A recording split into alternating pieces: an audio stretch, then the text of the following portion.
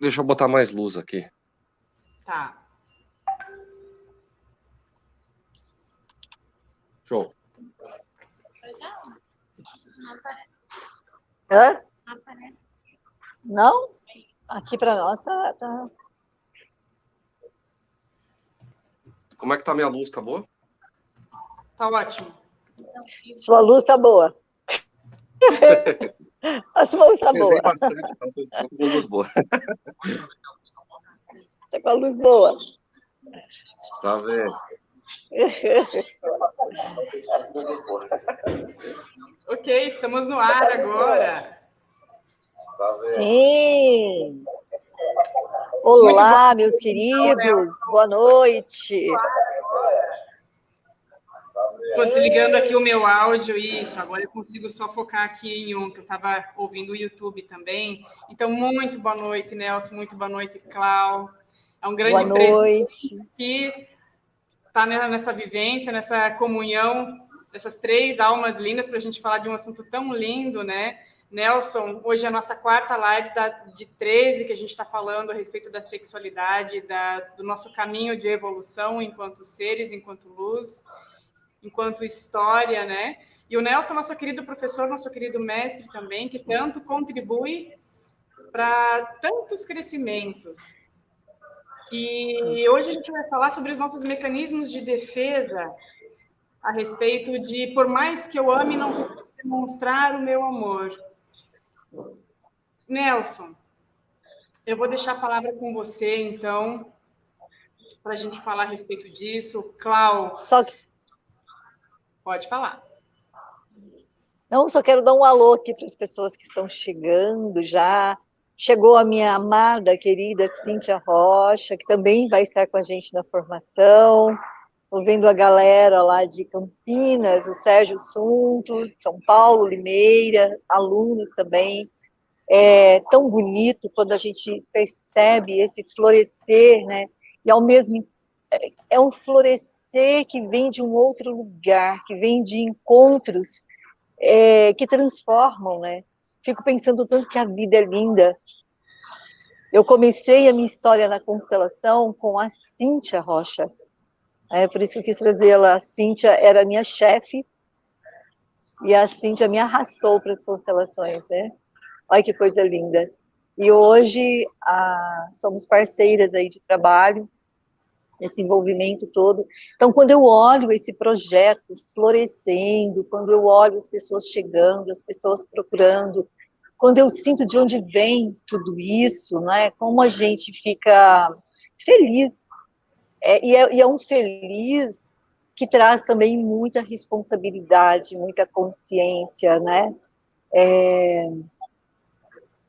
Esse lugar que traz... até brinquei, estou esperando a pandemia para ir para a Inglaterra, ficar lá um tempo com meu filho, né? E aí hoje ele me mandou um flyer de constelação. Mãe, olha o que eu descobri aqui, né? Tem grupos de constelação aqui em Brighton, já estou arrumando aqui para você vir constelar. Falei, meu Deus, não dá para descansar hora nenhuma. Então, assim, eu fico muito feliz, quero agradecer a todas as pessoas. Estou vendo a Lânia, lá de Lisboa, minha querida, uma querida minha. Gratidão por essa confiança, gratidão ao Cosmo que nos conecta, que está sempre trazendo pessoas para tecer com a gente. Eu venho falando o tempo inteiro que realmente somos parteiros agora de uma nova consciência, principalmente nesse momento de pandemia, né, o quanto essa consciência tem que estar presente. E quero agradecer, passar a palavra para o nosso convidado hoje, que é o Nelson, e agradecer pelo convite aceito, Nelson. Gratidão. Gratidão também. Estou vendo aqui que tem um monte de gente linda de várias partes do Brasil e também estou vendo aqui Lisboa. Que coisa linda, adoro Lisboa. Muito bem. Gratidão também por vocês estarem fazendo um movimento tão lindo, com uma energia tão maravilhosa, uma egrégora tão especial, onde tem uma coisa boa que acontece. Tem um de vocês que está tendo retorno aí do microfone, tá? Deixa eu ver se... Não sei, uma de vocês duas provavelmente está com... Não tem? Vocês estão com dois equipamentos? Será que sou eu? Eu tô com o meu desligado. O teu fone tá um pouquinho baixo só. O meu também está desligado. Tá. O meu está baixo? Agora melhorou. Então eu tenho que falar mais alto. Então, é uma alegria poder conversarmos sobre esse assunto. Inclusive, é claro que acho que eu estou na fase da apresentação. Eu quero também dizer para vocês que eu estou aqui de uma maneira aberta para os próprios temas que vocês querem trazer no seguinte sentido. Eu vou fazer uma pergunta para vocês duas. Qual eu sei no meu coração, mas eu quero ouvir vocês como se fosse para a gente poder movimentar esse campo. Qual é o propósito desse trabalho? O que vocês estão aprontando de trazer um tema tão lindo no ar e para um grupo mais seleto, porque é um assunto para ser conversado de adulto para adulto? O que movimentou vocês? O que aconteceu para trazer este movimento de cura, de transformação, que se a gente não falasse muito agora, eu estou percebendo que já está acontecendo. O que aconteceu? Como foi isso? É interessante sentir, na formação do ILAS, eu dou o módulo 2, né? É o ser mãe. E aí eu falo da intimidade, né? Da capacidade de colocar uma presença na minha intimidade. E o quanto é difícil fazer alguém voltar para o colo da mãe. E eu sempre brinco, se não consegue voltar para o colo da mãe, como é que vai para os braços do amado, né? E esse trabalho sempre me toca, porque quando chega alguém que diz assim, eu amo tanto, mas algo em mim não consegue, essa expressão, né, essa energia fica bloqueada aqui, eu não consigo trazer essa energia até as minhas mãos, e tocar ou fazer um elogio, eu penso o quanto isso está nessa intimidade, né, como é voltar a reviver a experiência nos braços da mãe, dessa intimidade, desse amor, dessa amorosidade, dessa consciência, né? Então, quando nós pensamos esse tema, acho que a Rafa também teve a mesma, quantas dores, quantas pessoas, e sabe, Nelson, eu me lembro, acho que a Cíntia se recorda disso também, nós tivemos um módulo na Unipaz, de tanatologia, com a Neuza Zapponi, e na época me impactou muito, porque ela dizia assim, qual a grande dor no momento da morte, no momento da passagem, e que às vezes a grande dor é justamente aquela palavra que não foi dita, ou que foi maldita, né? Aquela dança que não conseguimos dançar, aquele eu te amo que nunca saiu, e quando a gente olha bem de perto, né, isso está lá na experiência do primeiro amor, do grande amor. Então, como é possível fazer diferente? Sabe, Nelson, que quando a Clau trouxe esse desafio e a gente construiu juntas esse movimento, eu pude ver o quanto tem sido importante trazer a consciência da história de cada um, com o aumento de tantos divórcios acontecendo esse ano. Foram 40% a mais de onde as pessoas pararam para olhar para suas dores, e não foi por causa do Covid. Foram questões ligadas a muitas informações da própria história. E quando a gente recebeu esse chacoalhão de como que a gente pode levar algo diferenciado nesse final de ano para encerrar alguns ciclos, para trazer consciências a respeito da própria história, a respeito dos próprios mecanismos de defesa e de crescimento ou de castração de cada um. Quando eu falo castração, eu vejo cada movimento que está acontecendo de morte também, ou de vida. Acabei de realizar uma constelação antes de gente começar, e essa mulher, ela me dizia assim, eu não suportei mais o nosso relacionamento por nós dois. Eu tenho um sentimento de culpa tão grande por eu ter me afastado, Eu estou me sentindo tão culpada por perceber que o nosso filho está sofrendo por isso. Então, eu vejo o quanto tem sido importante esses conhecimentos, essas consciências para tantas mães, tantos pais, tantas pessoas que querem olhar para um relacionamento e não conseguem perceber as próprias dinâmicas do porquê não se permitem. Então, como fazer isso sozinhas, se tem tantas pessoas com pontos de vista diferentes que são preciso incluir? E o quanto é rico isso, cada pessoa que vem e traz o seu ponto de vista, traz a sua contribuição, que esse é um momento de inclusão de todos os pontos de vista, que não existe nenhum certo nem um errado. Então, isso me trouxe um conforto e um crescimento tão grande, de ver que cada vez que a gente aprende, menos a gente sabe. E trazer vocês, convidados tão nobres, que a gente aprendeu e a cada vez a crescer, tem sido muito rico, muito rico. Gratidão imensa por fazer parte. Gratidão. Eu estou comentando isso, e obrigado por terem comentado. Isso, ao mesmo tempo que eu me ambiento mais ainda sobre seus propósitos. Quando a gente faz um movimento do tamanho que vocês estão fazendo, a gente, que eu digo, nós seres humanos, participar de um momento como esse, para quem está assistindo, é um ato de coragem. Porque nós nos desafiamos facilmente com a dor, junto com a gente. Mas muitas vezes desaprendemos como é estar sem a dor e livres. Será que somos autorizados a viver de forma livre sem a dor? Já que muitas vezes a dor foi a forma de comunicação, de contato com o amor que estava ali no sistema familiar. Falar sobre intimidade requer, de novo, falar sobre a coragem e a humildade de se sentir íntimo, como uma criança. A criança consegue ter intimidade natural, mas depois vão ensinando o mundo para elas. E aí a parte moral, conforme o lugar que ela vive, vai construindo uma nova ideia sobre quem ela não é e que ela jurou que se ela fosse daquele jeito seria tão bom. E começam a dar ideias impossíveis de serem alcançadas por pessoas que nem praticam, muitas vezes, o que eles estão pedindo para as crianças fazerem. Ou seja, vamos treinar crianças para que se afaste da sua essência.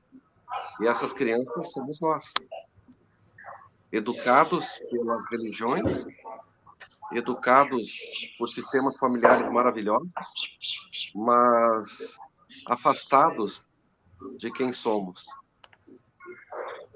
Eu tive um momento de lembrança há pouco, enquanto vocês falavam, sobre esse movimento que fazemos quando estamos amando loucamente nossos pais, seres perfeitos, incríveis, magníficos. E daqui a pouco eles começam a ter defeitos, a gente começa a crescer. E aí depois a gente tem certeza sobre como eles são. Porque, na verdade, essa era uma interpretação. Então, por isso, quando vem esse movimento de olharmos para a nossa intimidade, não tem como fazer isso sem também olhar um pouco para os pais. Mas aqui, eu entendo que, para mim, esse tipo de tema, ele é quase poético. Porque nas minhas poesias secretas, escondidas, aparecem esses temas.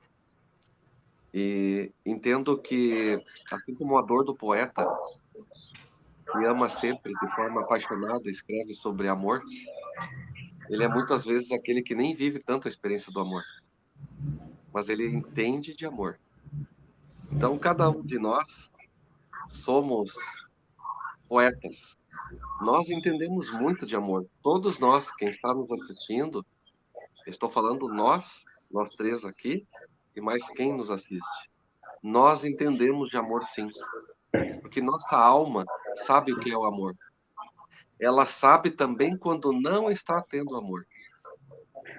E ela se debate como uma mariposa tentando entrar para dentro da lâmpada, porque é como se ela dissesse: eu quero tanta luz que essa luz que está na superfície não é suficiente. E ela vai na direção dessa luz. E assim somos nós. Nós queremos profundamente a intimidade de volta. Nós queremos profundamente aquilo que algo nos fala que existe um jeito muito melhor. Mas aí nos perdemos disso.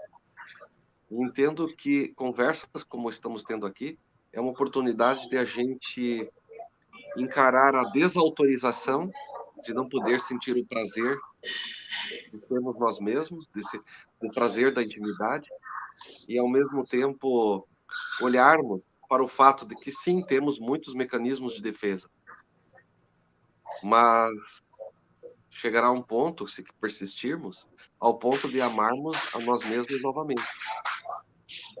E amarmos, de novo, aos nossos pais como adultos, não como crianças feridas.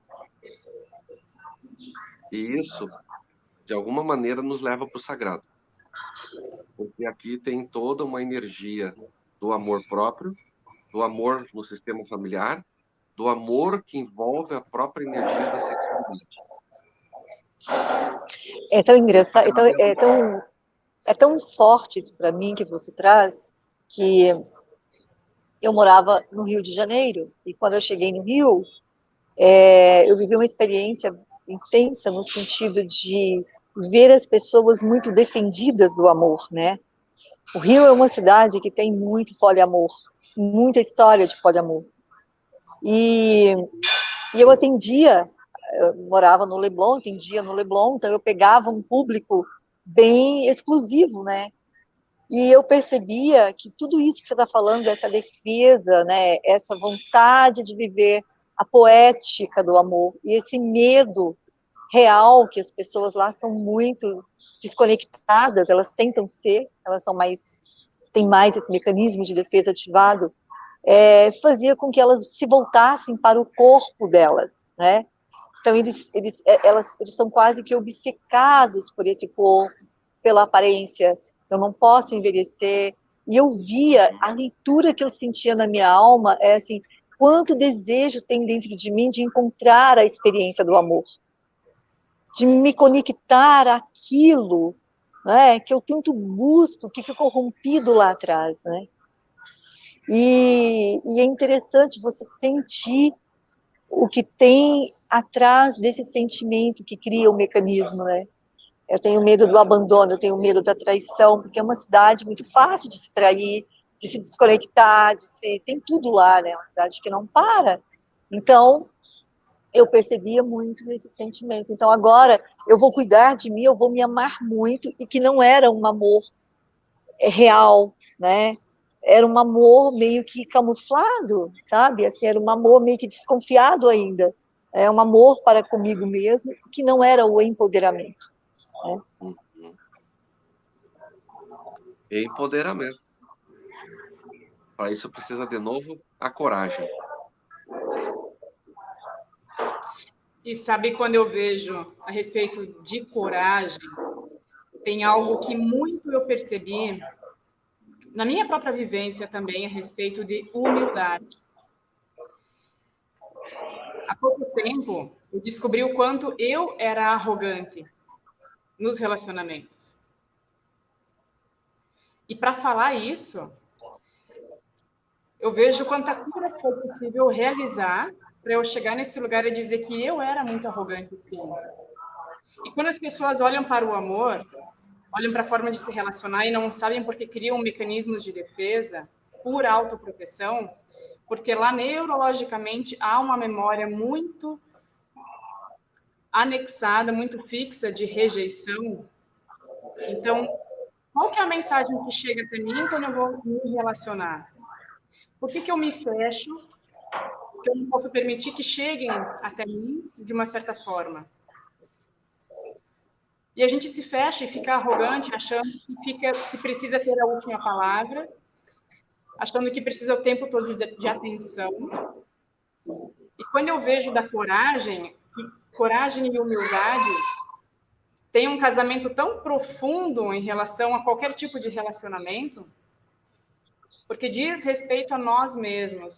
E a gente não consegue perceber esse espelho, não consegue ter tanto a clareza sobre esses assuntos até o momento que o teu corpo começa a falar, começa a ter sensações até de doença, de ansiedade, de taquicardia, de reações físicas também, a baixa testosterona, problema de gestação, enfim.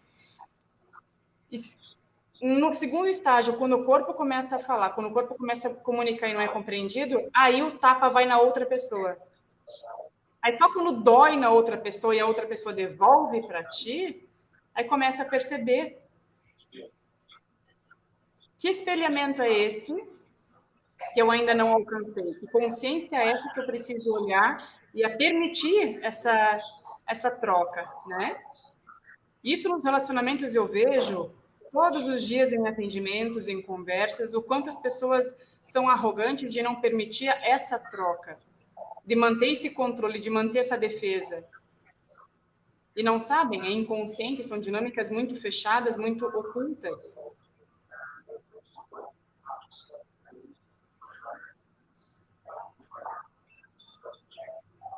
Eu deixo uma pergunta para todos nós que estamos aqui juntos. Até quando? Até quando? Porque é interessante que se fixe um pouco de data para isso. Não data de um calendário muito fixo, mas viveremos distantes do amor, de nós mesmos, das conexões, nos defendendo como se a guerra nunca terminasse, como aquele pessoal que foi descoberto há pouco tempo atrás, que eles estavam escondidos de uma guerra, a Segunda Guerra, foi isso? Encontraram alguns soldados desertores e eles perguntaram se a guerra terminou. Eles estavam, quando encontraram eles, estavam uns 20, 30 anos na selva. Certamente o dia inteiro com mecanismos de defesa para a guerra. Então, que guerra é essa? Quem está guerreando? Algumas das pessoas que a gente acha que está envolvido com o assunto nem estão mais na nossa sintonia. Alguns até morreram.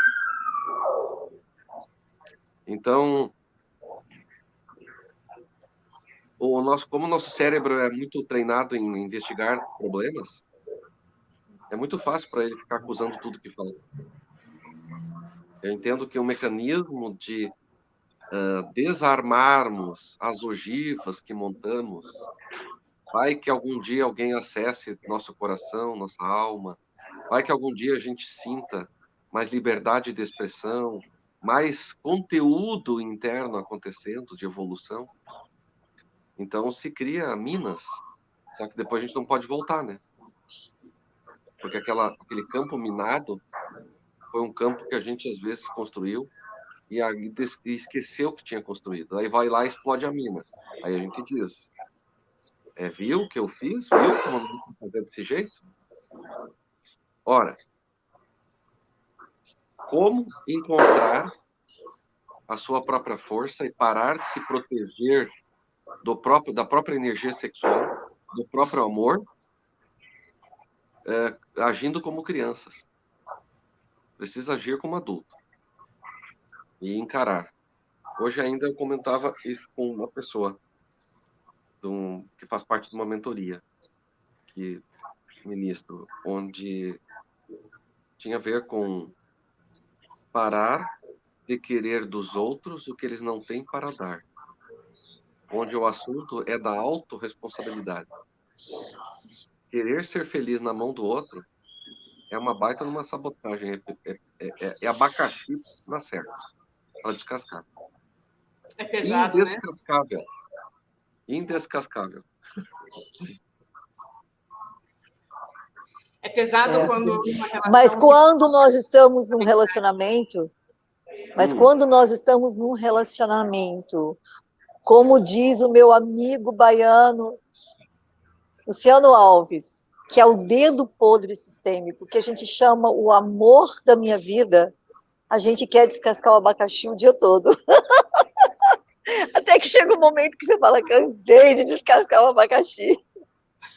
Porque é um tipo de abacaxi diferente. Você tem que trocar a faca, você amola a faca de novo, aí troca, tenta com uma tesoura, tenta com a mão, troca a luva, né?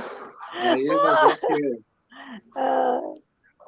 É que tem o seguinte, né? Tem aquele abacaxi que ele é perpétuo.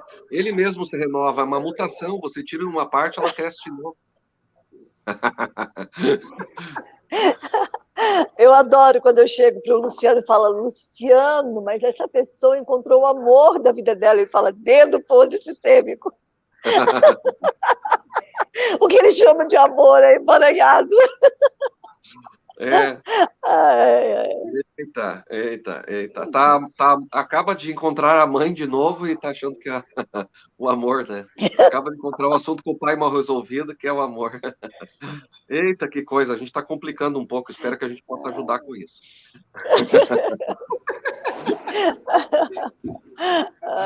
A Neuza está falando aqui, somos tão condicionados. A Neuza está falando, somos tão condicionados que perdemos a essência com o coração. Vivemos muito na mente e às vezes não nos damos conta. A mente mente de mentira, né? A mente mente. Ela acredita nas próprias crenças que ela constrói. E aí ela cria uma realidade virtual. Pronto.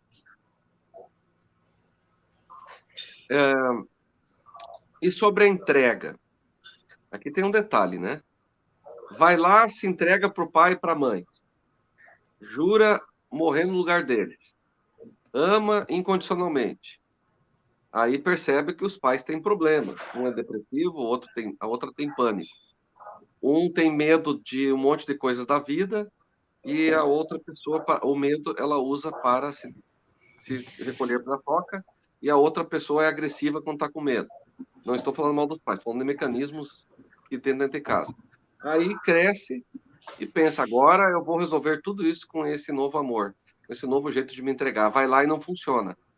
Aí pensa o que da vida?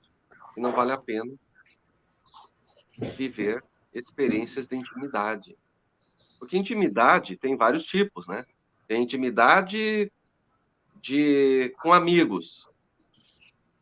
É um tipo de intimidade, você conversa coisas que você conversa com amigos. E conforme os tipos de amigos e amigas, também os tipos de intimidades. Né? Aqui nós estamos tendo um tipo de intimidade online, que está havendo. E nós não estamos num canal aberto, conversando com qualquer tipo de pessoa, são pessoas selecionadas para estarem aqui. Elas quiseram estar. Aí, a Rafa caiu, ou sumiu a imagem. Rafa, você está aí? Rafa caiu. Isso. Volta, Rafa. Volta, foi o que eu pensei agora. Volta, Rafa. Campanha, volta, Rafa. Mas vamos continuar. Tá bem? Volta, Rafa. Essa era a nossa campanha. Pessoal, podem parar com a campanha Volta, Rafa. Volta, a Rafa Já voltou. Já voltou. Então, tem a intimidade, por exemplo, profissional, né? Onde se troca umas ideias sobre o comportamento de um colega, se troca ideias sobre planos e projetos. Tem a intimidade que se tem em alguns tipos de assunto com a mãe que não tem com o pai. Tem intimidade com o pai que não tem com a mãe. Tem intimidade de casal. Essa eu deixei por último, a propósito. Então, tem algumas coisas que são da intimidade. Por exemplo, duas pessoas estão conversando um assunto muito íntimo numa praça. E tem alguns assuntos muito íntimos de casal.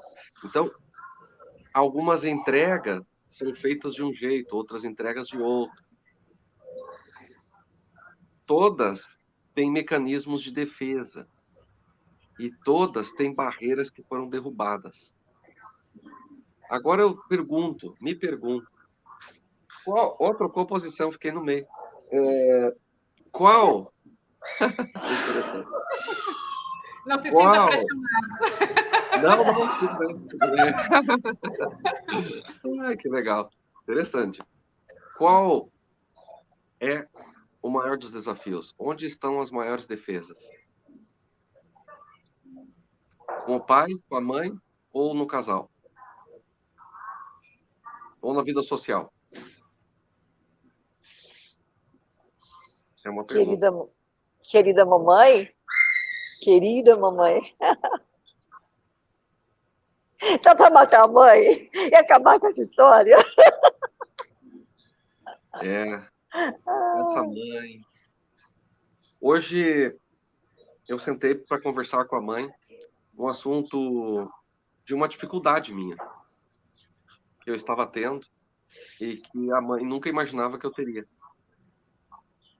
E o que eu falei era uma atividade simples, mas eu falei para ela sobre a minha dificuldade de executar alguns tipos de tarefas.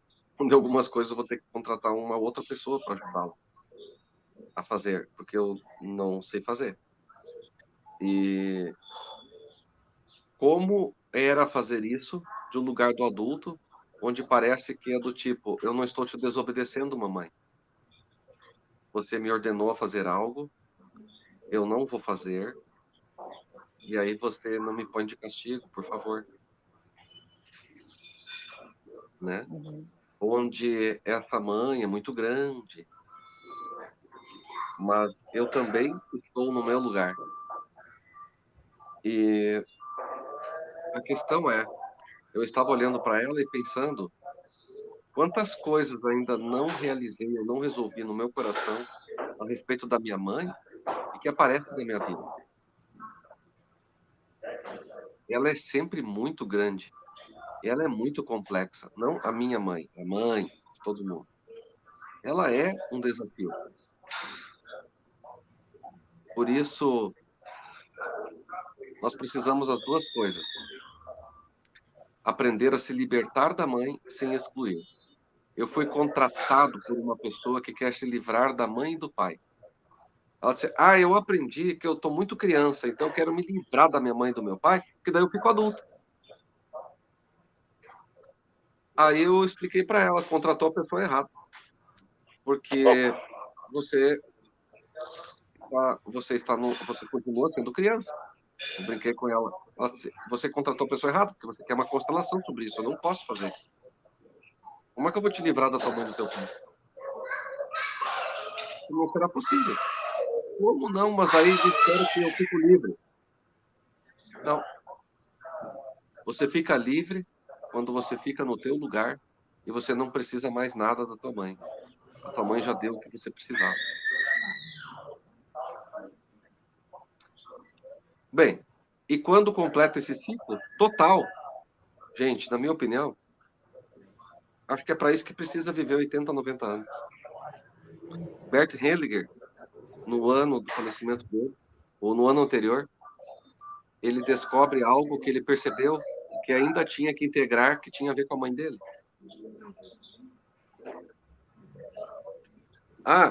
Calma, pessoal, agora que eu me dei conta.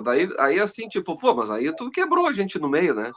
Para quem está nos assistindo, eu venho aqui para a live, eu venho aqui para esse trabalho, para eu tentar resgatar um pouco mais de mim, e aí agora vem para o impossível? Não. É mais uma abertura, é estar sempre aberto para essa possibilidade. Mas nós já podemos tomar algumas decisões, fazer alguns movimentos de integração com mãe, com pai, conosco, o suficiente para viver uma vida livre e muito boa. E no caminho vai resolver. Isso é como prosperar. A pessoa prosperou, já tem poupança, já tem investimentos, já tem renda passiva. Se ela não trabalhar 5 dias, ela continua tendo dinheiro que entra. Aí pergunta, ela nunca mais vai fazer novos negócios? Nunca mais vai poupar? Nunca mais vai aperfeiçoar os seus investimentos? Haverão sempre novos e ela vai se desafiar, vai errar, vai acertar. Por que ela é próspera? Porque continua sempre entrando dinheiro, continua sempre poupando, continua sempre investindo e continua sempre tendo renda passiva. Renda que entra sem ela precisar depender de trabalhar para aquilo. O que acontece no sistema familiar? A ideia é o quê? Para você continuar prosperando com sua mãe e com seu pai, você está sempre aberto para continuar acumulando as coisas boas que mãe e pai dá, investe na tua vida, na sociedade, tudo que você recebe, e o retorno continua sempre vindo, e você continua grato a eles, e continua integrando e descobrindo o que mais que precisa integrar. Eu escutei um homem, ele ainda não é mega rico, ele é multimilionário, dizendo o seguinte: hoje eu aprendi mais uma coisa que é pensamento de escassez, sobre abundância, sobre prosperidade. E ele não quer dizer que por causa daqueles pensamentos ele empobrece. Ele só descobriu um que libera mais ele ainda para a prosperidade. Então, mesma coisa com a mãe, com o pai. Eu descubro todos os dias algo que ainda é limitante a respeito deles e que me libera para eu me tornar maior. Mas o que precisamos é já criar um mindset, uma mentalidade de que os problemas que temos com pai e com mãe não é mais defeito para limitação, para a gente não poder se entregar aos nossos processos verdadeiramente com coragem e ter prazer profundo em cada área da vida. Faz sentido? Sim, claro. Sabe que eu vejo nesses processos de conhecimento o quanto são grandiosos, e eu vejo a respeito da força de seguir para a vida. Muitos dos movimentos que eu tenho percebido de filhos e de mães é o quanto tem sido crescente, por lealdade à mãe, esse filho não tomar o amor do pai. Quantas profissões que não dão certo, quantas dificuldades de se tomar decisão, quanta procrastinação acontece, quantas violações de adultos, ainda na fase adulta, não conseguir olhar para o pai com o direito, com permissão, com o coração aberto, porque ficam nessas limitações internas. Então, não existe idade mesmo para olhar para aquilo que prende, para aquilo que aprisiona, para a mágoa, para a frustração, para a dor. Não existe idade. Mas tem uma coisa, Rafa, que você falou no início, né? Que assim, até esse final de semana em Floripa, eu fiz um trabalho presencial, foi muito lindo. E o quanto a gente ganha, né? Ficando nesses lugares, permanecendo nesse lugar. Esse lugar que a gente cria, que tem a ver com os nossos mecanismos de defesa, ele tem uma forma, ele tem uma energia. E a gente permanece alimentado nessa forma e nessa energia. Então, se eu não soltar, se eu não desistir, se eu não me desapegar, a gente não vai para outro lugar. Esse salto quântico não acontece. Porque ali tem uma forma de vida, tem uma forma de padrão. Eu atendo lá no Rio bastante pessoas que moram na Vieira Solto, estão casados, fazem de conta que estão casados, que cada um mora num quarto diferente, né? Uma vida diferente. E eu brinco, né? Solta essa forma que você criou, né? Tá horrível, tá uma tragédia esse casamento, mas tá ali, é uma experiência ruim, você reclama disso todas as sessões, e o que impede você? Ali já criou uma energia, essa forma de vida cria uma energia, e eu não consigo soltar, e aí eu brinco que é o parto, eu não consigo voltar, entrar novamente no útero e fazer a experiência diferente, né? Dizer, eu sinto muito, a questão é minha mesmo, eu que não consigo fazer a entrega, eu que não consigo fazer a transmutação, e também eu não consigo fazer o movimento da liberação. Aí eu brinco, você chegou no momento do parto que você está preso, né? Não vai nem para dentro e nem para fora, tá ali. Né? Pegando a matriz lá do Stanislau Grof, eu estou no inferno sem saída, né? Estou ali, vivendo um inferno sem saída.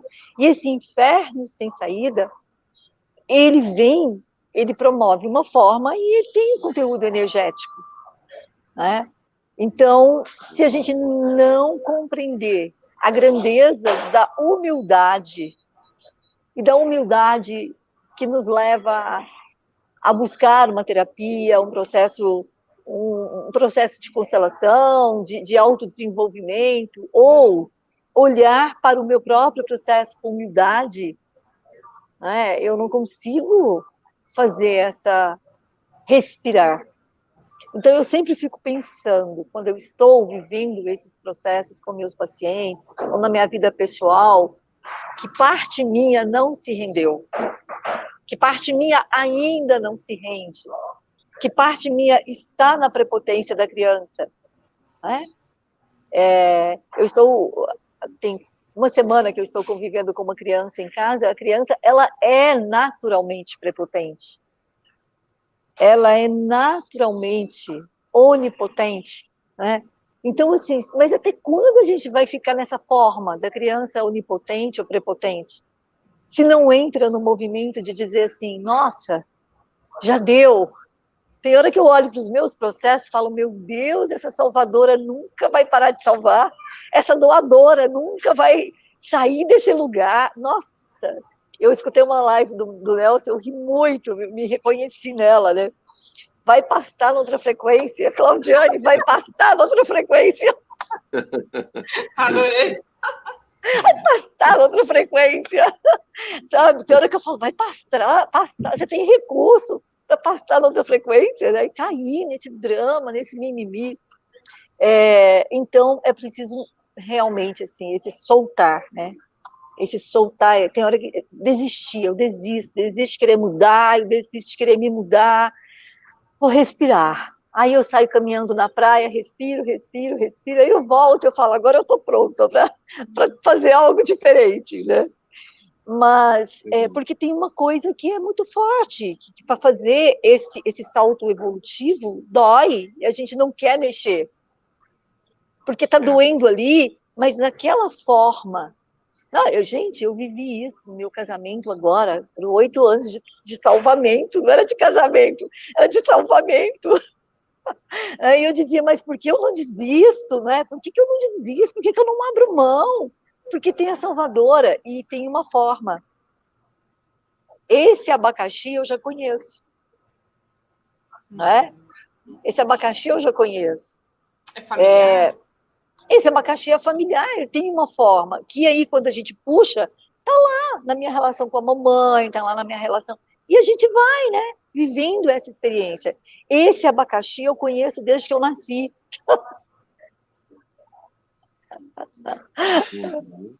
E aí tem então uma pergunta, interessante. É bem interessante isso, porque aí tem uma pergunta que eu gosto muito de fazer quando eu quero trazer a minha criança de volta para a realidade, para a presença.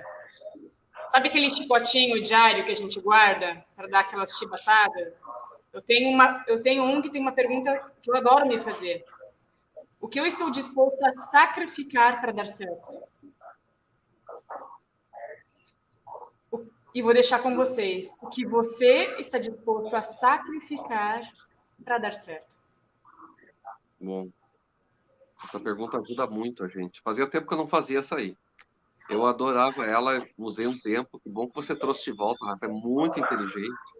Essa é a pergunta porque a criança, ela não quer sacrificar nada, né? Esse é um assunto de adulto. Então, o que eu faço? Porque eu não posso ter tudo ao mesmo tempo. Eu não posso equilibrar pratos e, ao mesmo tempo, me expor à chuva de canivete, usando o prato de guarda-chuva se ele não pode quebrar. Quer dizer, é muito confuso, é tudo muito neurótico, muito fora de contexto. Legal. Eu gosto dessa pergunta porque ela faz, acho que a todos nós, olharmos para o nosso lugar e hierarquizar um pouco as coisas. Porque muitas vezes a gente pega qualquer assuntinho novo que chegou e espalha ele por toda a vida. E não nota, por exemplo, o que a Claudine falou. Pô, o abacaxi já era meu velho conhecido. Eu só estou repetindo aqui um modelo, um padrão. E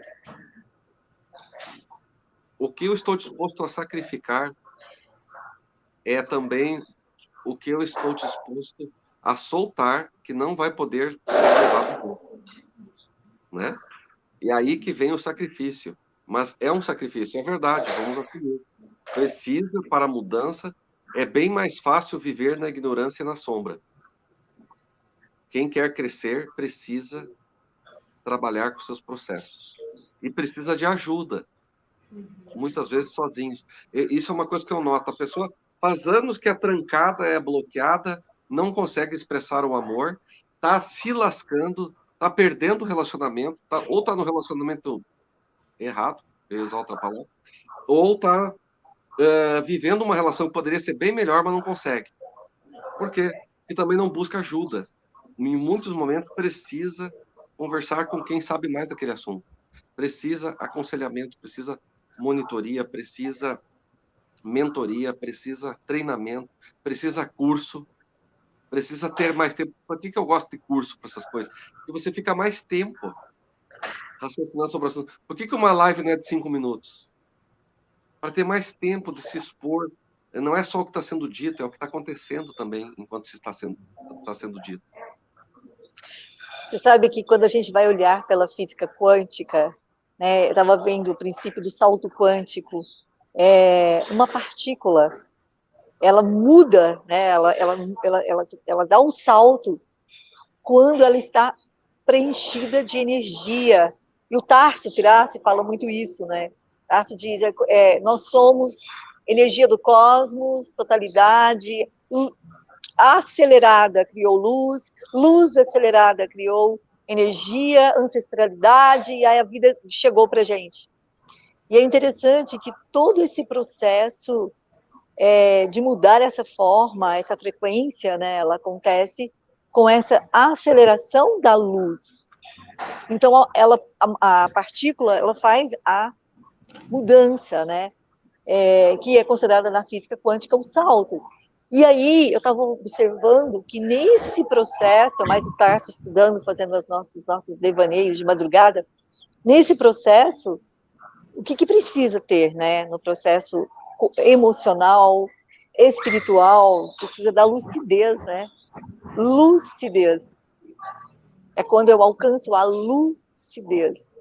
E eu não alcanço a lucidez porque eu tenho as minhas sombras, que são as assombrações do processo, né?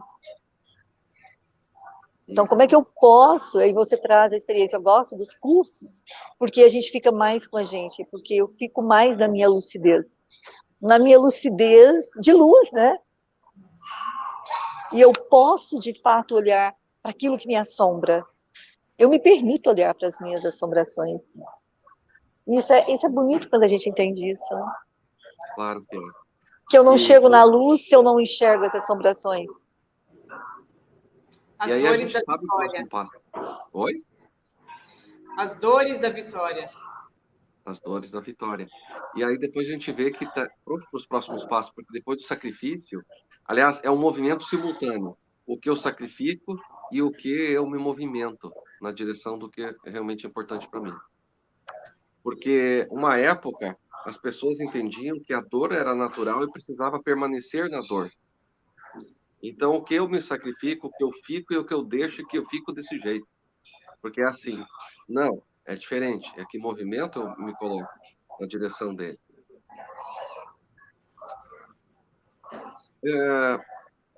Por algum motivo, eu quero daqui a pouco comentar algo que me preencheu já umas 2 vezes aqui.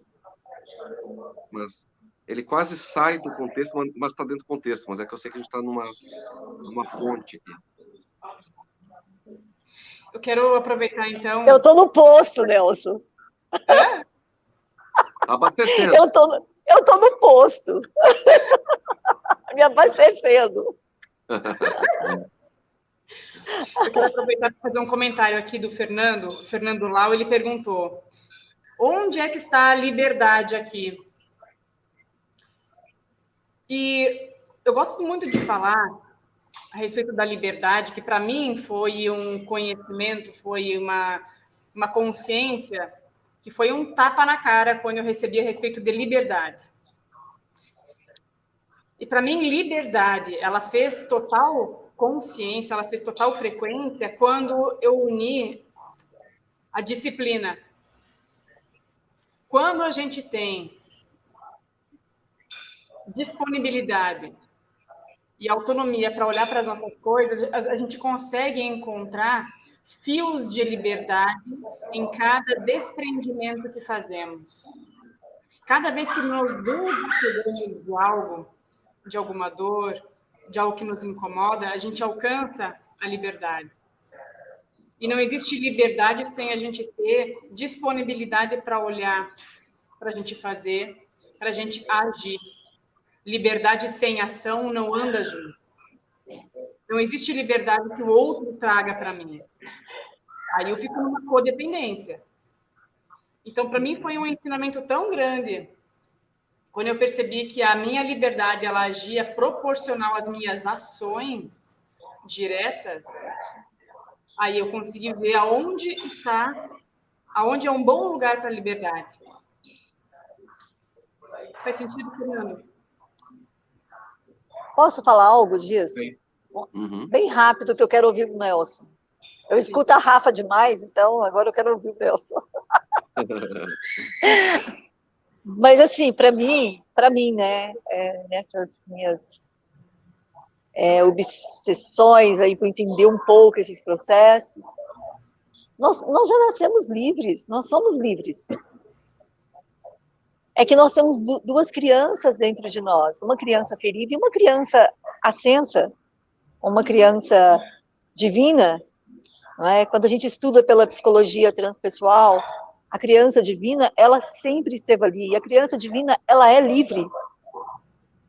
É que nos nossos processos de emaranhamento, e aí eu não acho que nosso emaranhamento começa na mãe, ela começa em algo muito anterior à mãe, né? Começa em algo lá atrás mesmo. Nós damos, nós enxergamos demais, escutamos demais a nossa criança ferida. E a nossa criança ferida, ela pertence ao eu inferior e ela é emaranhamento. Então, quando eu vou acessando um outro nível de consciência, eu vou enxergando as minhas assombrações, eu ganho uma liberdade que eu já tenho, ela já é minha. A vida sempre nos conduz no processo de consciência, ela sempre nos leva para aquilo que nós somos. Livres, felizes, abundantes. Nós já somos tudo isso. E a nossa criança divina, ela está aí, desesperada para ser vista. Porque a criança ferida, ela é muito mais dramática. Então, ela é importante. Ela ganha atenção. E aí nós ficamos reféns dessa experiência. Né? Então, a partir do momento que a gente amplia a consciência e toca, de fato, uma consciência adulta, lúcida, a gente já entende isso, que nós somos a liberdade. Nós já temos essa liberdade que nós buscamos.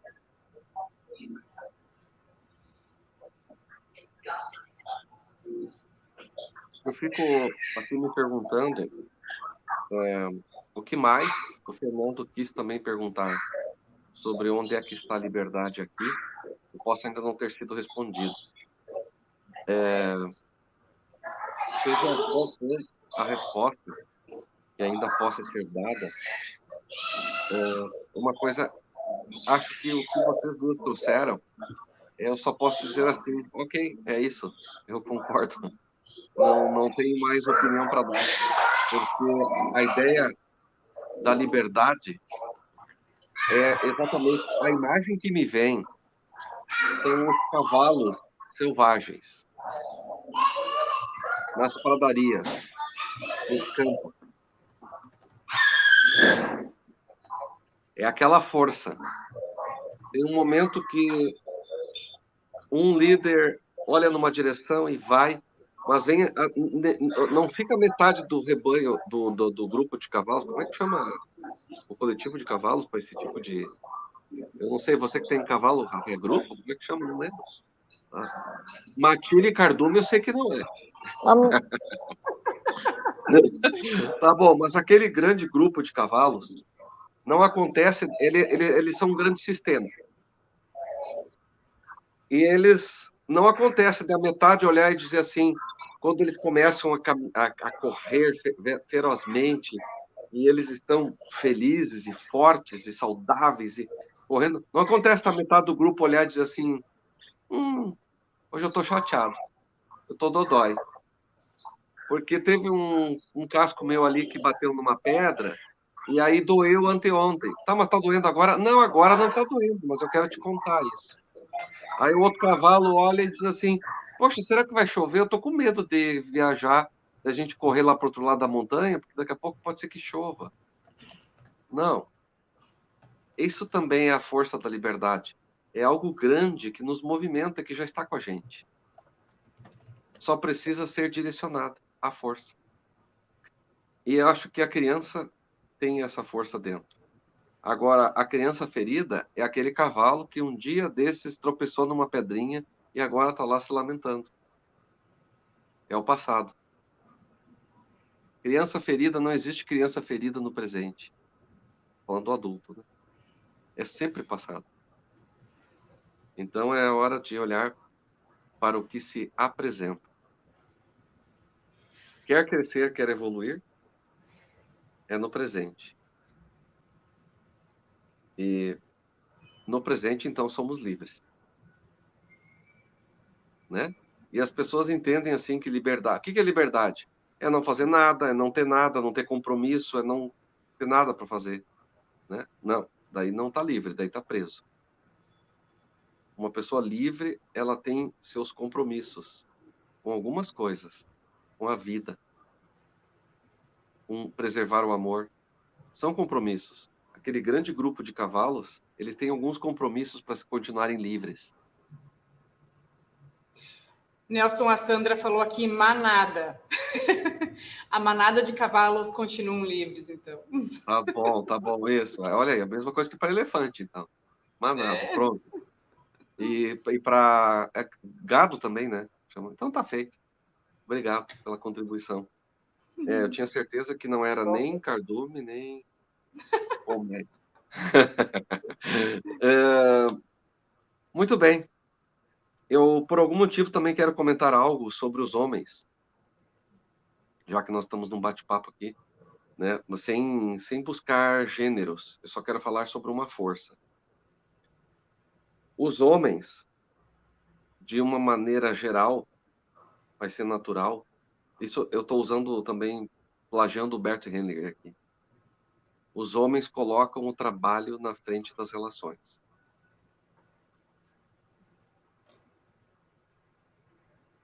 Não estou querendo dizer que todos os homens fazem isso e não estou dizendo que é certo. E tampouco falei que esse é o jeito certo que tudo funciona. Eu só estou contando um fato de que é natural que a grande maioria dos homens coloque o trabalho na frente das relações, na frente de tudo, porque ele entende que pelo trabalho ele consegue proteger a família, pelo trabalho ele consegue sustentar a família, pelo trabalho ele consegue se realizar, pelo trabalho, aí que vem o detalhe. Então, conforme o jeito que lida com o trabalho, é uma baita de uma forma de se proteger e não entrar em contato com a intimidade das coisas. E eu não estou querendo dizer que tem certo ou errado, só estou querendo dizer que tem dinâmicas. Alguém trancou um microfone aí que ficou interessante, sumiu o barulho. Mas, então, quero comentar com vocês a respeito deste movimento, porque ele tem a ver com a intimidade. Muitas vezes, os homens criam muito rapidamente a intimidade com o trabalho, e sua energia fica canalizada lá. E não estou dizendo que é bom ou ruim, mas por algum motivo quero trazer isto como um lugar onde pode se tornar um mecanismo de defesa. Ou melhor, escudos para se proteger de algo. E quero dizer também, juntando tudo, não é bem juntando, mas trazendo uma sequência, amar tem um pouco de dor. Quem não quiser amar sem sentir nenhuma dor, não conseguirá sentir o amor. Mas eu não quis dizer com isso, e alguns tentaram dizer com isso, que então o amor é só com dor. Não. O amor também pode doer. E às vezes, como já somos machucados por algo, temos medo de encontrar um pouco de dor no amor. Então, se tem dor, não quero. E aí não experimenta o amor. E aí não cresceu naquele quesito. Então, para os homens, amar o trabalho, amar a força bruta do trabalho, é maravilhoso. E a ideia é aprender a continuar amando as coisas que gosta e se desafiar a experimentar, aumentar a dose de amor em cada uma das coisas que estão acessíveis a si. E uma forma de expressão está em se tornar mais íntimo consigo, está em exercer a sua intimidade com a sua cara metade. E aí eu deixo a palavra cara metade como uma forma de que cada homem sabe se é com seu outro homem, se é com sua mulher, se é o poliamor, se é o o decaedro, se é o quê do amor. Cada um faz como quer. É que eu pulei a palavra triângulo para brincar com decaedro, que foi a propósito. Então, quero dizer com isso que, para nós homens, criados em ambientes absolutamente femininos, ainda assim não entendemos as mulheres. Mas não é uma reclamação. Eu só quero dizer que, porque às vezes não entendemos bem a nós homens. E fomos criados por mulheres, né? É a mulher que dá o primeiro banho, é a mulher que cuida em casa quando a mamãe e o papai saem para trabalhar, é uma mulher que, quando chega no colégio, agora já mudou um tanto para alguns, mas ainda, não sei quantos por cento a estatística, mas deve ser muito alta, o número de mulheres que são as que alfabetizam são muito maiores do que dos homens. Então, nós somos alfabetizados por mulheres, nós somos cuidados por mulheres, somos ensinados e orientados por mulheres. Aí fica até um pouco mais difícil de ter intimidade com as mulheres, porque todas elas são mães. É um monte de mãe sem parar. E hoje eu escutei uma música que eu troquei de FM. Eu sempre fico escutando música por aplicativo. Mas aí encrencou. Meu carro não queria saber de se comunicar com o meu celular. Não entendi. E aí eu fui para uma FM. Porque eu também fico escutando audiobook, fico escutando vídeo quando faço viagens maiores e que não requer muita atenção. E também, se eu perdi, passa, no sentido de que eu foco na estrada. Mas vamos lá. Na música, a pessoa dizia mais ou menos o seguinte, que eu já vou talvez dar uma enfeitada aqui, porque o contexto era esse. Ele agora me liga para ela e diz, e liga o chuveiro, e põe gelo pro vinho, e põe meu chinelo na porta, e arruma a cama com o lençol tal, e põe a roupa tal, e faz tal coisa que eu tô chegando em casa e quero ficar contigo. Aí eu fiquei pensando, né? As músicas de agora dizem o quê? Vão direto na genitália. Não estou dizendo que era daquele jeito que era para fazer, porque ali foi isso que eu achei engraçado. Né? Dá um monte de ordens e faz isso, só faltou desengraxa meu sapato e depois conserta o telhado e espera eu em casa. Foi mais ou menos isso que eu comecei a brincar de pensar. Mas as músicas, elas falam muito como estão as coisas.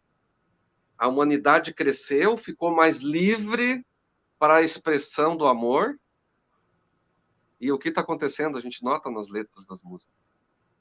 Se tornou, usaram a liberdade de que maneira? Não se sabe usar, porque sexualidade e intimidade são coisas muito novas para o ser humano. Temos muito pouca informação sobre isso. Nós não sabemos fazer, nós somos um bando de mamíferos perdidos há milhares de anos tentando se encontrar. Mas está aí a internet para ajudar a se tornar uma ferramenta de crescimento.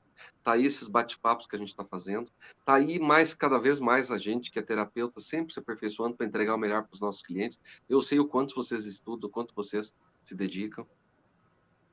E certamente temos muitos terapeutas nos assistindo.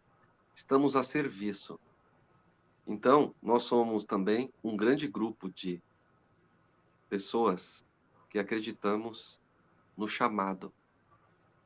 Há um grande chamado em algum nível dizendo: chega, até quando? Você sabe que é tão interessante essa coisa da intimidade, da sexualidade, Nelson, que até pra gente, né, que trabalha com isso, eu que sou terapeuta sexual, e que atendo casais que trazem isso para mim sempre, né, Ontem eu recebi a minha filha e meu genro, eles estavam na minha casa, já tinha uma semana, mais de uma semana. E ontem eu ganhei de presente de uma amiga minha uma sensitive. E ela foi na minha casa fazer uma sensitive. E a minha filha falou, ai, posso assistir? Pode. E ela ficou lá, vendo, porque ela queria aprender, né? Ela queria aprender a sensitive. E aí teve um momento, acho que até a Sara está por aí, foi a Sara que foi em casa. E teve um momento que eu olhei e fiquei pensando como era a minha relação com a minha mãe. Né? Eu me recordo que com 11 anos eu menstruei e minha mãe não conseguia falar sobre isso comigo. Ela não conseguia, era uma dificuldade enorme para ela. Né? E o quanto a gente sofria também. Porque se para o homem era difícil, imagina para a mulher, né? E aí eu achei tão bonito, porque eu estava em casa, ela ficou sentada lá vendo, né? Toque do ar, toque não sei de quê, toque da terra. E ela, assim, ela encantada. E aí eu brinquei, falei, gente, mas que evolução da minha mãe para mim. Olha, falei, guria, você não pode reclamar da mãe que você tem. Você vem para a sessão de sensitive com a mãe. Que lindo. E isso é legal, porque a tua filha, veja bem, você tem filha, a Rafa também tem filhos, né? Então, já dá para passar novos conteúdos, né? Nossa, e como? Mas mesmo assim, eu sinto, né, o quanto nós ainda temos que desmistificar essa experiência, fazer essa experiência ser bonita, honrar essa experiência, né? E aí eu achei bonitinha, ela foi lá, colocou um monte de vela, um incenso, a luzinha lá, azul, vermelha, toda hora ela mudava a luz. Né? E olha, quantas barreiras nós temos para quebrar, né? Quantas barreiras. E daí o Ravi, se o Ravi estiver aí, ele foi jantar com a gente lá no restaurante em Sambaqui, e aí Restinga. E aí estava uma mesa enorme, a sogra da minha filha, o sogro, eu, o pessoal aqui de Passo Fundo, todo mundo numa mesa gigantesca. Gigantesca. Chegou o Ravi, que é o terapeuta sexual, que eu faço a formação com ele, que vai estar no grupo, né? Todos os homens queriam entender a profissão dele. Eu acho que o Ravi ficou até constrangido, que rapidinho deu um jeito de ir embora. Eu dizia, senta, Ravi, bebe, Ravi. O Ravi rapidinho, porque os homens... Cara, o que você faz? Fala que você é constelador. Não dá papo, não. Fala que você é constelador. Aí todo mundo fica quieto, né? Mas, assim, o quanto nós ainda temos para desmistificar esse negócio. Né? O quanto que nós temos ainda que evoluir nessa intimidade que a gente tenta, mas que ainda tem essa conotação. E você falou algo muito importante. Nós mulheres, é que educamos esses filhos, né? Esses homens. Então, o quanto nós precisamos tomar responsabilidade por essa história. Como é que nós vamos... Eu não tenho netos, meninos, eu tenho uma neta, mas eu já trabalho a cabecinha dela com 1 ano e 2 meses, já faço sagrado feminino, já dou banho nela com pétalas de flores, né? Mas, assim, o tanto que nós precisamos de nos curar, para também produzir um masculino mais saudável, mais curado, né? Para essa guerra que você traz, né? Gente, a guerra acabou. Para essa guerra realmente acabar e todo mundo poder desfrutar. Porque quando a gente fala da liberdade, o Bert traz muito isso, né? Eu só consigo sair da adolescência quando minhas escolhas. E quando eu banco as minhas escolhas, aí tem uma liberdade maravilhosa, tem uma liberdade linda. Porque eu olho para o curso que foi e digo assim, nossa, teve um curso nisso aqui, mas eu escolhi isso aqui, eu estou fazendo o melhor nessa experiência, com aquilo que eu posso, com aquilo que é consciência lúcida em mim, né? Então, quando a gente fala de tudo isso, Eu acho que é o fim da guerra, sabe? Eu vejo assim, é o fim da guerra. A gente poder falar de uma coisa muito mais, de um lugar muito mais nobre, né? Essa experiência da sexualidade, que não é mais genital nem nada, né? Quem conhece aí tantas sabe que sensitivo não é tocar no genital, é despertar o corpo todo para o prazer, né? Então, como é que é despertar tudo isso dentro de mim com prazer? Tudo que eu faço na vida. E para onde eu canalizo isso que foi despertado em mim, né? O que foi despertado em mim? Como é que eu canalizo isso? É bem legal. Esse movimento de ascensão. Quando uma pessoa escuta o que você está dizendo e se sente absolutamente incomodada, tem a ver com talvez não estar pensando com a sua própria cabeça, de um ponto de vista sistêmico, transgeracional, de quem é essa crença? Com que idade essa pessoa está pensando? Em que ano ela está? Em 1930? 1918? Por isso, talvez, ela não consiga compreender, porque era desautorizada, porque era proibido. E uma coisa bem interessante, né? Porque as religiões sabiam que era sagrada essa energia, mas não sei por quê, talvez por tentar, por medo de perder o controle, acabaram dizendo que essa energia era impura. Isso causou um estrago na psique humana, porque não tem nada a ver com Deus o que foi inventado. Se a energia que foi inventada é luz. Talvez viram algumas pessoas usando de um jeito muito limitado, muito manipulador, e aí talvez por isso criaram algumas regras. Mas talvez as regras serviram só para um grupo ou outro ali, para proteger algumas pessoas, para que a energia fosse melhor usada. Mas parece que a notícia ruim espalhou, né? E se tornou uma verdade. Eu acho que o jeito que foi falado sobre sexo, talvez há um tempo atrás, foi como quando falaram de que a Amazônia, todo o complexo do Amazonas, era o pulmão verde do planeta. Foi um baita de um equívoco. Foi uma notícia errada que foi dada. Não era isso.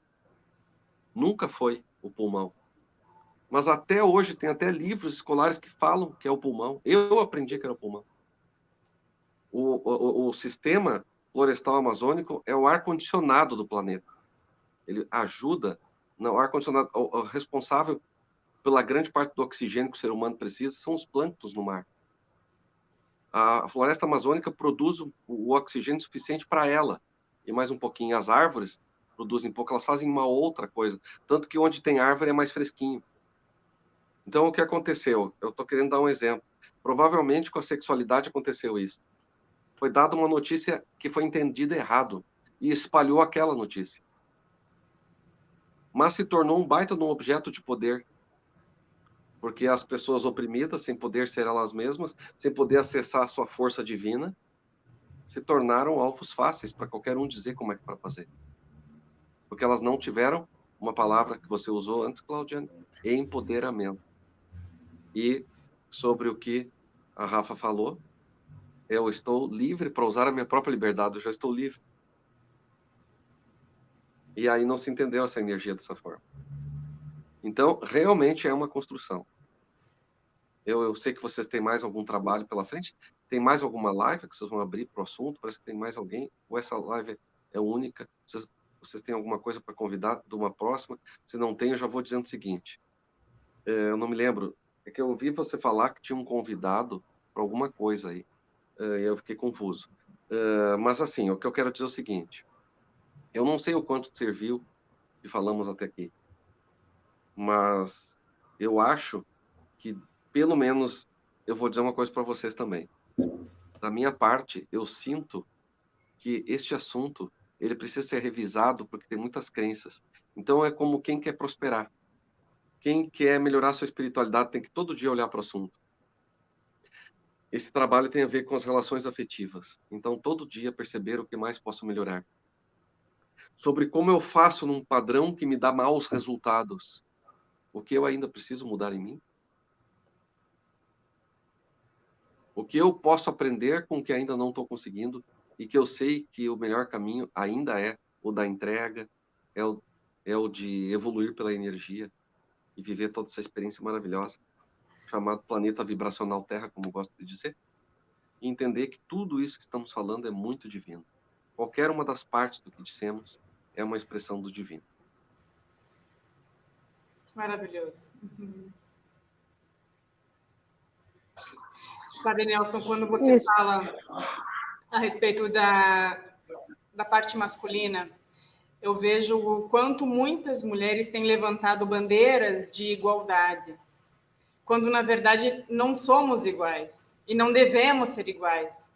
Que é exatamente essa diferença que torna rico as trocas. É. Quando eu falo de homem e mulher, eu falo de masculino e feminino, de polaridades, não levanto nenhuma bandeira a respeito de sexualidade, mas a respeito de trocas. Que a gente busca no outro uma permissão de aprender diferente através da humildade, através da coragem.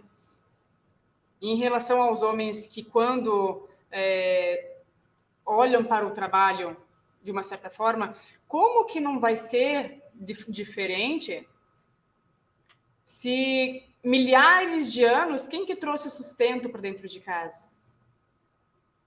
Há quantos milhares de anos, quem que foi o responsável por trazer o sustento de casa? Então, se o homem ele não olha para o trabalho, como que inconscientemente e conscientemente ele não vai se ver nesse lugar de sustento? Então, é da sua natureza. E quando a mulher olha para isso, olha para o homem chegando em casa depois de um dia exaustivo de trabalho e diz: agora você tem que me ajudar com as crianças, agora você tem que me ajudar a lavar a louça, agora você tem que...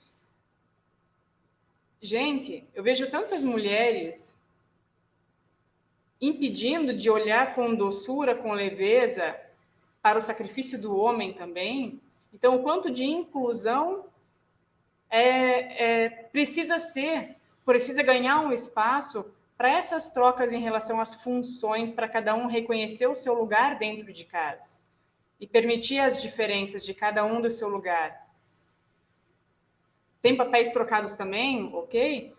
Mas na grande maioria ainda continua sendo o homem que traz esse maior sustento dentro de casa. Então, vamos olhar com um pouco mais carinho, com um pouco mais de grandeza para essas diferenças, para poder tornar um pouco mais de equilíbrio, cada um no seu lugar dentro de casa, do homem, da mulher, das relações, do feminino, do masculino. Eu acho que esse fica um convite para vocês, para olhar o quanto você em casa, nas suas relações, tem olhado com amorosidade para aquilo que recebe do seu parceiro, da sua parceira. Eu deixo esse convite para vocês.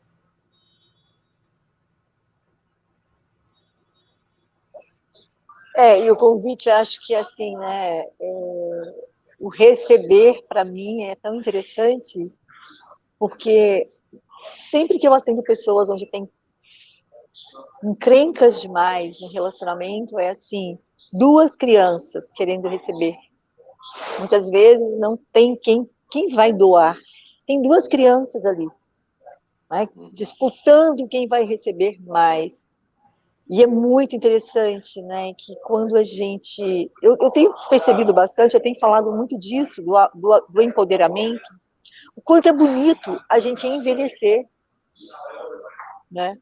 Chega mulheres no meu consultório, elas estão tão deformadas fisicamente, com botox e tudo, né, que elas falam igual criança. Eu atendi uma semana passada no meu consultório, e, meu Deus, ela tinha dificuldade em abrir a boca. Que desespero é esse dessa criança? Que não pode se render a Cronos, né?